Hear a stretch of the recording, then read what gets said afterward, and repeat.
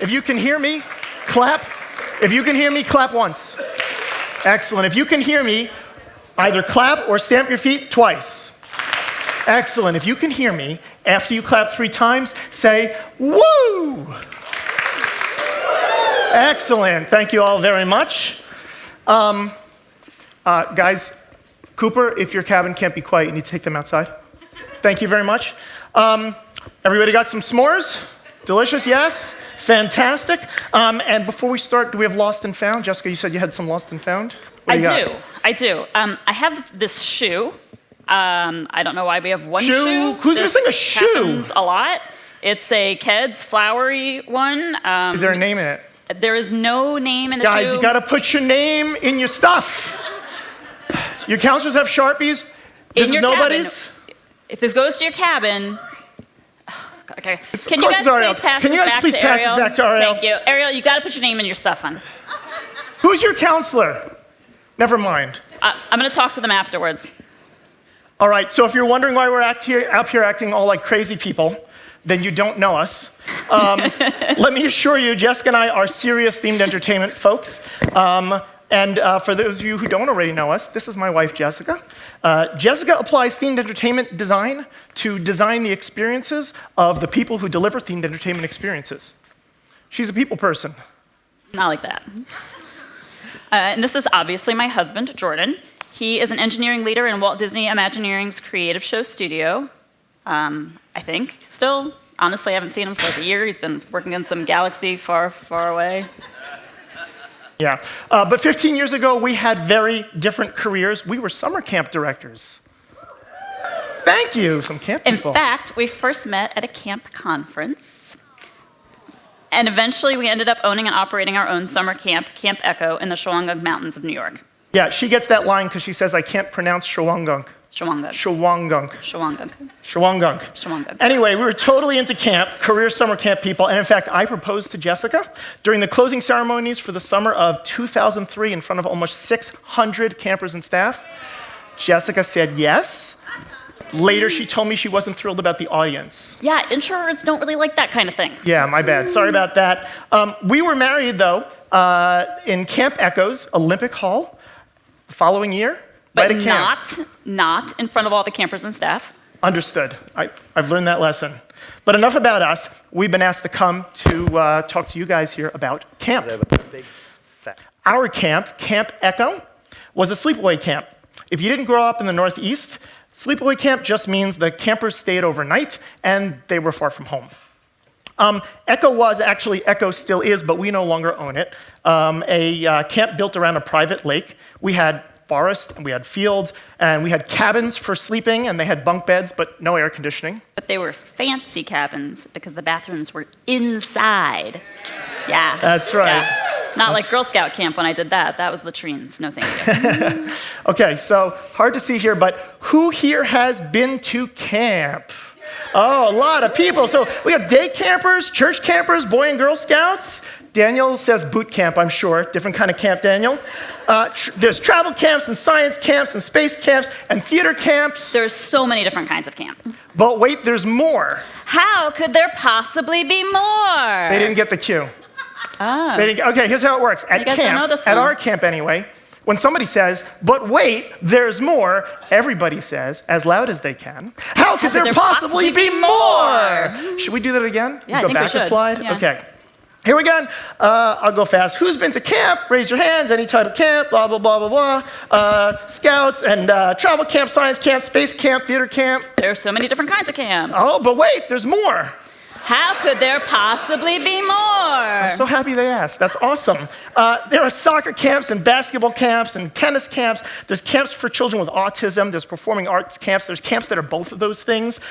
There's camps for adults and camps for families. Camps for kids with no family. There's camps in parking lots and synagogue basements and on the tops of mountains. There are camps at SeaWorld and inside Apple stores and band camp. Don't forget about band camp. Okay, they get it. They get the point. There are a lot of different kinds of camp. Right, so as we mentioned before, our camp was a sleepaway camp in the Shawangunk Mountains of New York. Thank you very much. This is a map of our camp, actually. Over 100 acres. We had a rec hall and a dining hall, like you'd expect. Lots of courts, tennis courts, basketball courts, 3 pools, a big lake. We had a bunch of fields, horseback riding trails, a high ropes course, an archery range, and so on. We had around 400 campers that came for 7 weeks. 7 weeks. That's a long summer. A lot of folks who didn't grow up in the Northeast can't fathom that. Yeah. Yeah, away from their families, away from their parents. Indeed. So our camp schedule at camp exposed all of those campers to a whole bunch of activities, including a lot of things that they had never even seen before they came to camp. Has anybody ever heard of this sport, Gaga? Yeah, it depends on where you grew up and how old you are. We had Gaga at our camp, and I'm going to do this little detour cul-de-sac thing. Apropos of nothing, our 7-year-old daughter was a Gaga finalist. We're very proud. At her camp this summer.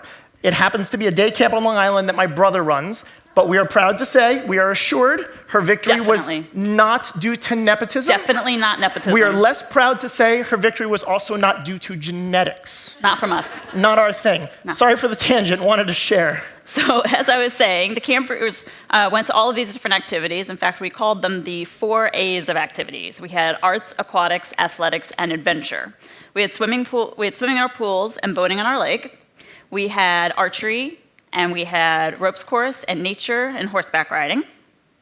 We had arts and crafts, of course, because it's camp, and woodworking, ceramics, theater, dance, and music. And we had, of course, all sorts of athletics. We had everything from soccer and basketball, to tennis, to gymnastics, to circus arts. And whatever that is. So, since campers were with us all day, all night for 7 weeks, rain or shine, in heat waves and cold spells, and one summer the camp got mumps and the CDC was going to quarantine us. True story. That's a story. Ask us another time. You can imagine the kind of planning we had to do. We had to be really thoughtful in designing our entire summer. We had to structure in opportunities for building bonds and for dealing with conflicts. Every day had to have high energy times and low energy times, like after lunch and right before bed. And we had to make sure that the whole arc of the summer provided something exciting around every corner. So we built in a lot of traditions and rituals and tons of special events. Yeah, special events like Olympics, or if you didn't have Olympics at your camp, maybe you had Color War, same idea. We also had Ecomania, and these guys don't know what Ecomania is. Ecomania, unique to Camp Echo. That was our big, every summer, jello wrestling event that was staged. The counselors put this on, WWE style, with wacky characters and costumes and all the stuff. Jordan, you gotta do the thing. I don't want to do the thing. Yeah, we should. I don't want to do the thing? It's your thing. You gotta do it for Ecomania. And we're gonna keep pretending it's not in the next slide? Yeah. Okay. All right, here we go. Deep breath. He couldn't chicken out there. Ecomania!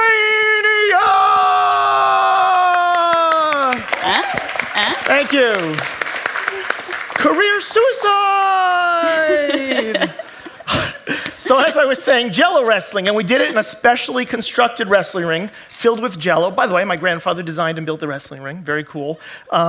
Except one summer, we didn't get enough jello, so instead we found that we had plenty of canned pumpkin and vanilla pudding. It was disgusting. Exactly that response is what we should have had. It was like super gross. It was everywhere. Poop.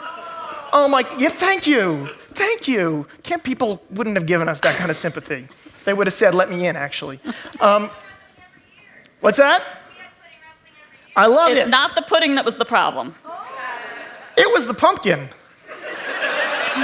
Yeah, I thought that was clear. Okay. That stuff was so hard to clean up. I'm just saying. Right. All right, but what camp? It lasted everywhere. What was your camp? What was that? Lindenmere. Oh, we got to have camp shout-outs through this whole thing. So if you're gonna get involved, I got to know what camp you went to or wanted to go to. Walden. These are great camps. What was that one? CYO? CYO. Oh, I didn't know that one. That's great. Awesome. All right. I probably shouldn't have started that.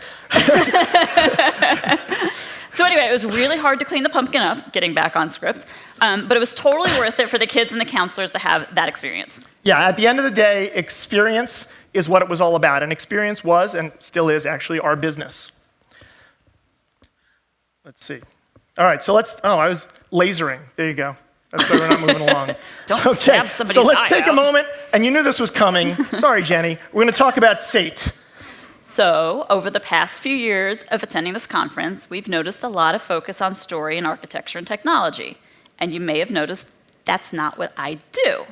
So, in fact, we've often heard that people say SATE stands for Story plus Architecture plus Technology equals Experience. And it's simply not true. Experience is its own thing, and there's so much more to what we all do than just story, architecture, and technology. Yes, and not to get all engineering on you.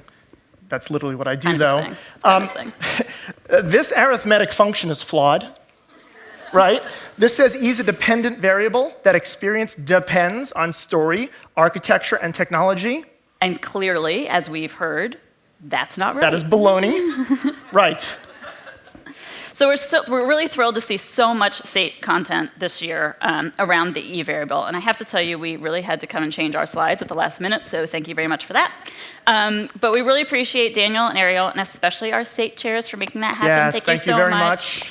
But it really gives capital E Experience the credit that it deserves this year. Yeah, because there's a whole universe of experience out there that involves zero story, zero architecture, and zero technology. And camp is our proof. So at camp, we barely had architecture. Not intentional architecture, anyway. So this is Olympic Hall. This is Olympic Hall, and like most of the architecture at camp, it was great, but not because someone designed it and said, you know, in 100 years, this is going to be a historic structure. Camp buildings tend to kind of evolve over decades. You add wings and the roof caves in and things like that. They need new floors. And so mostly these things are in the hands of non-architects. So architecture is not really a thing often at camp. We did use technology, sort of. So it's really only in our office, desktop publishing and spreadsheets, mostly in the off-season. Our campers and most of our staff didn't use it at all. Cell phones were not allowed at camp. And even the communication that we had around camp was really limited to a few landlines and some walkie-talkies. Yeah. Camp has stories, but not capital S story like we usually talk about with this group. We had traditions and rituals and values, but story was really just how we connected our experiences to each other and to the other folks that we were with after they'd happened. At camp, each of us gets to tell our own story about ourselves. I'll also point out that at camp, nobody's story stands alone, right? Your story and my story always have an our story at camp because it's a community. So, no real A, no real T, no real S. Yet, tons of E. Tons of E. So with this very brief peek into... You guys. I know, we had a little bit of talk about that. It's camp. I know, it's camp. Keep your minds out of the gutter, people. Right. Okay. With this very brief peek into a world of pure experience, we'd like to share some things that we learned from our experiences at camp, things that we hope might inspire you to think a little differently about the work that we all do. Yeah, so at Camp Echo, we had an amazing facility. We were super proud of it. We put millions of dollars, that just means plural, that doesn't mean many, millions of dollars and tons of effort into it over the years. Most camps didn't have a facility like ours, but a facility is not a camp. You know, if we all went right now, don't worry, it's not going to happen, but if we all went right now to Camp Echo, and it's still a fantastic camp today, and tried to give you guys a camp experience with no staff, that would be a rough go. But if instead of traveling to Burlingame, New York, we brought these folks back here into this room. This is our 2005 Camp Echo staff. They're not unique. We loved our staff every summer. This happens to be 2005. We brought them here with us here. I promise you, we could make 7 weeks of endless good times and growth and camaraderie till we got hungry. The staff is the camp. So that's our first insight from camp. It's all about the people. And by that, I mean we intentionally designed the makeup of our staff. So any other choice that we made for our camp would be meaningless until the staff arrived to bring it to life.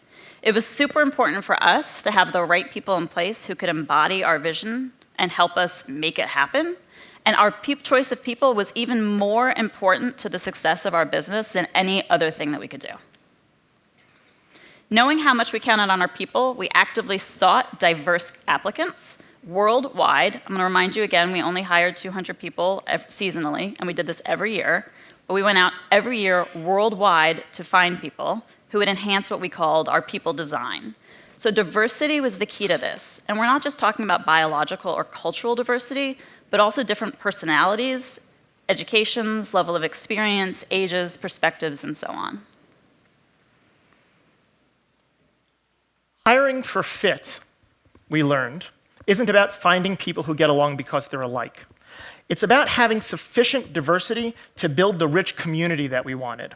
It's not about compatibility, it's about comprehensiveness. We wanted our staff to be as broad as possible because our campers, our guests, were of all types. And once we designed our people, then we needed to design our culture so they would know what to do.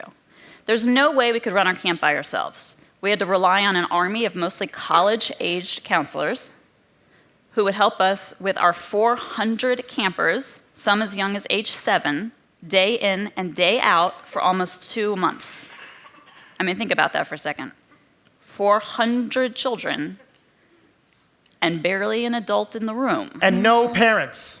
You're the parents. So we had at most 2 weeks of training to get these counselors to be the primary caretakers, problem solvers, and fun makers for the children. We couldn't possibly train them on every what-if situation, or even foresee what could possibly arise during the summer. So in order to equip our staff, we had to define and cultivate what our culture was. We had to be able to explain to our counselors who we were, what Camp Echo was about, what we were doing here, what our goals were, what our values were. If we could teach that to our staff and get them to internalize it, that empowered them to be autonomous. So everyone had a clear idea then of what choices were consistent or inconsistent with our culture, and that gave them the ability to make good decisions for the campers in their care. We implicitly trusted them to make the right choices. We called it the Echo Way, and we wove it into everything we did. All right, pop quiz. Is this the Echo Way? Don't answer that. It is. Here's why. I know those counselors. I trust that guy to know whether that other guy is okay with what's about to happen. They are professionals, and they're friends. So continuing on this theme, let's talk about building community. Camp is the most rewritable attraction there is. Nobody ever says, oh, I already went to Camp Echo last summer, I don't need to go back. They can't wait to come back, and they cry at the end of the summer when they have to leave. We built a connected world of people, campers and counselors together. They invented memes, shared exciting moments, supported each other, had conflicts, had resolutions, achieved their goals, or sometimes not. They created experiences together. And campers and counselors came back summer after summer, but it's not because they loved how tall our climbing tower was or how delicious the food was. They came back to be together again, and they came back to continue their stories from the previous summer. And those stories continue on in our counselors' and former campers' lives to this day. We know lots of campers and counselors from completely different parts of the world who still remain close friends years and in some cases decades later. And we can count several marriages and families that grew out of friendships that began at camp. So to turn these ideas about people and culture and community into, I know, is this water not the most disgusting thing you've ever seen in your entire life? That's Shaggy. That dude is the best sport, I just have to say. He's really fun. He would be great at barrel monkeys, just saying. Yes. So to turn these ideas about people, culture, and community into action for this group here, I'd say, in addition to thinking about your own teams, we also need to think a little more about the people who run our attractions for us after they open. So the people who take care of them and the people who bring them to our guests. How can we design in the experiences of the people who, the operators and the maintenance crews that will keep the attractions alive for the guests? After all, experience design is just the beginning of an attraction's existence. Experience execution is where the attraction lives for the rest of the time that it's available to the public. After opening day, we designers, we're on to the next thing. Someone else is going to have to keep watch over our vision. So it goes without saying that we completely agree with Daniel from First Person Experience, who said yesterday morning, right, let's add people to story, architecture, technology, and experience. Well, we almost agree 100% with him. I don't really think that SATE does it because we don't want the P to be silent. We think the people are really important. All right, so Daniel, where are you? Okay, what do you think of this? We have some alternatives for you. Instead of SATE, paste. Paste. Tapes. Yeah, we started bottom of the barrel, spate. But you had a fancy one. Oh, this one's really good. You guys are really gonna like this one. This is the one. This is fancy. We're getting fancy. Pâtés. Perfect. Yeah. Perfect. It's perfect. Yeah. So welcome everyone to the first annual Themed Entertainment Association Pâtés Conference. Jenny, you're welcome. You're welcome, Jenny. Yes. Okay, how do we get on this? Back to camp. All right, here's one we love. Okay, the buses are coming to camp. Okay, if you work with me, I say this way too much, and I tell this story at work all the time. The buses are coming. Every summer, for a few weeks before the campers arrived, we had a number of our counselors with us at pre-camp, called it pre-camp. You can imagine what that means. And they were there to help us get everything ready for opening day before the campers arrived. And there was a lot to do. We had to paint the buildings. We had over 60 buildings. Billions would have been fantastic. We had over 60 buildings. They had to assemble any new beds, cleaning up the grounds, a lot more. It was a lot of work, and not unlike a lot of theme park projects, it generally came together with seconds to spare and a lot of cheating. And inevitably, a new counselor would panic, and they would come to us and they'd say, oh my goodness, we're not gonna get the work done. I'm not gonna make it. I'm gonna let my campers down. And we'd always say the same thing. On June 29th, the buses are coming. Buses are coming. There's no world in which we can call the parents of these 400 campers and be like, oh, hey, the cabins aren't painted yet. We're just gonna hold off on opening day for a couple of days. No, June 29th is the day. The buses are coming, the kids are coming. They're coming whether we're totally ready or almost ready or definitely not ready. So however ready we are, when they arrive, that's how ready we're gonna be. And that's okay. We'll figure it out from there. Here's what I mean when I say the buses are coming now to the teams I work with. We are always in this business bound by scope, schedule, and budget, right? That's the triangle inside which we live. And it's vital that we constantly manage and calibrate within those limits. That's just responsible business stuff, right? We're professionals. But sometimes things still take longer than we'd planned, and sometimes the schedule sneaks up on us, or maybe scope creeps, just saying. And sometimes our dreams are maybe a little bit bigger than what our resources turned out to be. And it's okay to say, we'll work as hard as we can and do the best we can, and then that's all we can do. Our best. By definition, we'll have made it as good as we can possibly make it. Stressing out does not help at all. But wait, there's more. How could there possibly be more? Yes! I love you guys. I know, right? There is more. There's one last story that we want to tell about camp. There's like 87 bazillion more stories that we want to tell, but we only have time for like a little smidge. Sorry. It's don't overthink the fireworks. Okay, so every summer we had a spectacular 4th of July fireworks show at camp. There was a company in New York City that manufactured fireworks and produced product, they call it product, for Independence Day shows all around the region.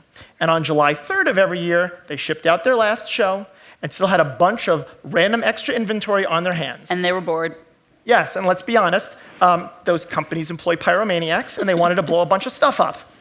So we'd hire them each summer, and they'd load up a box truck full of surplus inventory and come up to Camp Echo and set up on the far side of our Camp Echo lake.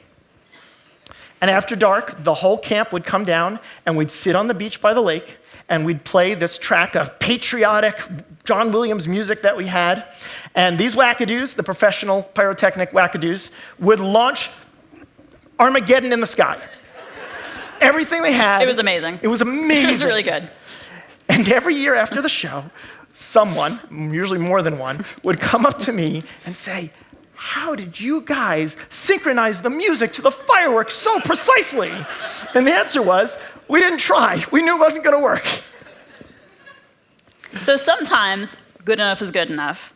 Sometimes good enough turns out amazing. So when we say don't overthink the fireworks, we're not saying don't overthink anything. You guys are fantastic at overthinking with really spectacular results.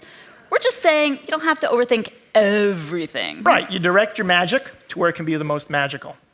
So let's get back to the SATE thing, because clearly I've got a bone to pick with it. That's right. What goes into it? I mean, we've definitely got story and architecture and technology. We've shown this year, we've got lots of experience. Up the wazoo. Up the wazoo, it's coming up the wazoo. Yeah. But there's also people, and that's guests and staff, and it's culture, vision, values. We talked about participation and community and diversity. And we didn't get to talk about space and time and chaos and emergence, maybe next year. And of course, that spells spaghetti. Don't check, it's right. Thank you very definitely much. spaghetti. We're out of here.